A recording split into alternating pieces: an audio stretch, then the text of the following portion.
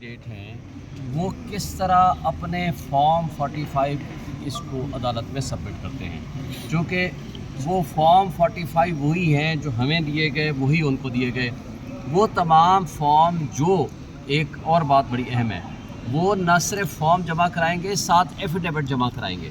یہ آج کی عدالت کا سب سے اہم نقطہ جو ہے وہ یہ ہے کہ وہ فارم جمع کرائیں گے اور اس کے ساتھ ایفیڈیوٹ ہوگا، اور عدالت نے یہ بھی واضح کر دیا کہ جس کا ایفیڈیوٹ جھوٹا نکلے گا اور پتہ چل جائے گا وہ سیدھا جیل جائے گا انشاءاللہ۔ اور اس میں ایک بات بڑے واضح رکھیں، اس میں صرف رو ریٹرن کینڈیڈیٹ نہیں ہے جس میں وہ کٹ پتلی طارق فضل ہو یا خرم نواز ہو یا انجم عقیل ہو، اس میں وہ باقی کینڈیڈیٹس بھی ہیں جن کے فارم 45 موجود ہیں۔ مثلا ٹی ایل پی کے آج وکیل صاحب آئے ہوئے تھے، ان کے پاس بھی فارم 45 ہیں۔ مصطفیٰ نواز کھوکھر کے آئے ہوئے تھے وکیل، ان کے پاس بھی فارم 45 ہیں۔ اسی طرح باقی جماعت اسلامی کے ہیں، ان کا بھی فارم 45 ہے۔ تو لہٰذا جب یہ فارم 45 یہ جعلی جمع کرائیں گے اور وہ اوریجنل صرف ہمارے پاس نہیں باقیوں کے جب آئیں گے، تو ایک بات تو طے ہے کہ ریٹرننگ آفیسر نے تو جیل میں جانا ہی جانا ہے، اس کے پاس کوئی دوسرا آپشن نہیں ہے۔ جو انہوں نے فورجری کر رکھی ہے وہ ساری ایویڈنس ہے، وہ ہمیں پتہ ہے۔ آج اس سے زیادہ اہم بات یہ ہے کہ ای ایم ایس سسٹم جو بنایا گیا تھا وہ کوئی 28 کروڑ روپے کے قریب انہوں نے جو جان بوجھ کے اس دن نیٹ بند کیا، اس کا مقصد یہی تھا کہ ہم یہ کہہ سکیں کہ جناب ای ایم ایس سسٹم کام نہیں کر رہا تھا۔ حالانکہ اس کے اندر لاء میں یہ موجود ہے کہ جو ہی پریزائڈنگ آفیسر وہ ریزلٹ بنائے گا، اس کی وہ تصویر لے گا، سنیپ شاٹ لے گا اور وہ تصویر الیکٹرانکلی بھیج دے گا۔ جو ہی بلکہ ان کی اپنی ویب سائٹ پہ بھی موجود ہے، ان کی الیکشن کمیشن کی وہ ویڈیو بھی موجود ہے کہ بغیر نیٹ کے بھی یہ کام کرے گا یہ سسٹم۔ تو یہ پابندی تھی عدالت کی، اور عدالت نے کہہ دیا ہے کہ ای ایم ایس کا ریکارڈ بھی لے کر آئیں۔ اب اس کے اندر انہوں نے اگر ان کو اریز کر کے ختم کر کے دوبارہ نئے داخل کیے ہیں تو بھی وہ ریکارڈ سامنے آ جائے گا، وہ جب اس کا فورنزک ہوگا کہ کس تاریخ کو انہوں نے اس کو ڈیلیٹ کیا اور کس تاریخ کو دوبارہ جمع کرایا۔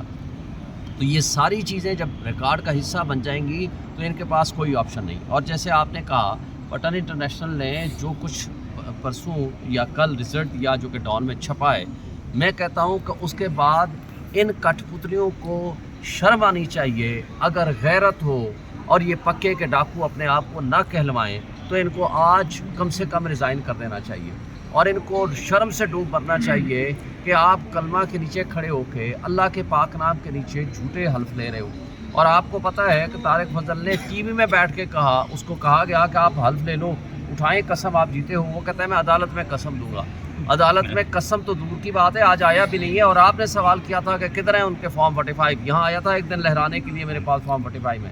اب یہ اگلی تاریخ سے پہلے آج پھر میں آپ کو چیلنج کر رہا ہوں، یہ تینوں جو ہمارے سے ہارے ہوئے ہیں طارق فضل سمیت، ان کو اپنے فارم 45 لے کے کل مسجد فیصل مسجد میں آ جاؤ، ہم کل وہاں نماز بھی پڑھیں گے اور وہیں فیصلہ کر دیں گے۔ اور ہمارے جو جج ہیں وہ اعظم سواتی صاحب کو ہم مقرر کرتے ہیں، وہ منصف ہیں، وہ بہترین جج ہیں، وہ پھر فیصلہ کریں گے اصل میں سچا کون ہے، مسجد میں بیٹھ کے کریں گے۔ اور یہی اس کا حل ہے۔ میں آپ کے توسط سے کہہ رہا ہوں، اگر یہ بھی نہیں مانتا تو اس کو کہو کہ آپ پریس کلب میں آ جاؤ، وہاں اپنے فارم لے آؤ، ہم بھی اپنے فارم رکھیں گے۔ وہ تمہاری کٹنگ، تمہارا فراڈ، اور جس طرح جرائم کی آماج گاہ الیکشن کمیشن بنا ہے، جس طرح ریٹرننگ آفیسرز بنے ہوئے ہیں، وہ سب آپ کے سامنے ہیں۔ اور اس رپورٹ، آڈٹ رپورٹ آنے کے بعد مجھے بتائیں، پٹن نے یا فافن نے یا پیل ڈاٹ نے جو رپورٹس دی ہیں، مجھے بتائیں کہ اس میں ہمارا کیا عمل دخل ہے۔ اور یہ اسلام آباد کے حلقے اس لیے بھی اہم تھے، آپ کو پتہ ہے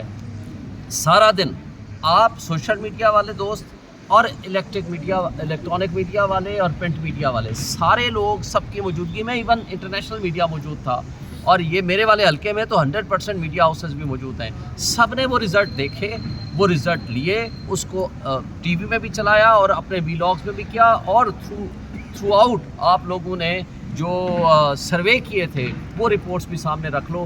اس سب کچھ کے باوجود اگر بے ایمانوں نے اور ہمارے اسٹیبلشمنٹ نے ان کٹ پتلیوں کو اور ان بے ایمانوں کو، ان چوروں کو پروٹیکٹ کرنے کا ٹھیکہ لے رکھا ہے، تو افسوس سے کہنا پڑتا ہے کہ جو ان سے توقع تھی کہ یہ ہمارے ملک کی حفاظت کریں گے، آئین کی حفاظت کریں گے، قانون کی حفاظت کریں گے، بجا نہ کہ یہ ان چوروں کو، بے ایمانوں کو اور ان پکے کے ڈاکوں کو اور کچے کے ڈاکوں کو وہ پروٹیکٹ کریں گے. یہ قابل افسوس بات ہے.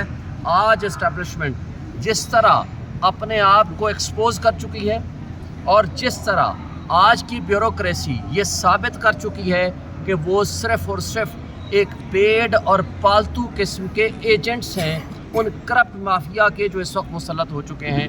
اور الیکشن کمیشن آف پاکستان اس وقت ثابت کر چکا ہے کہ وہ صرف اور صرف جرائم کی آباج گاہ بن چکا ہے. ان کا اور کوئی کام نہیں ہے.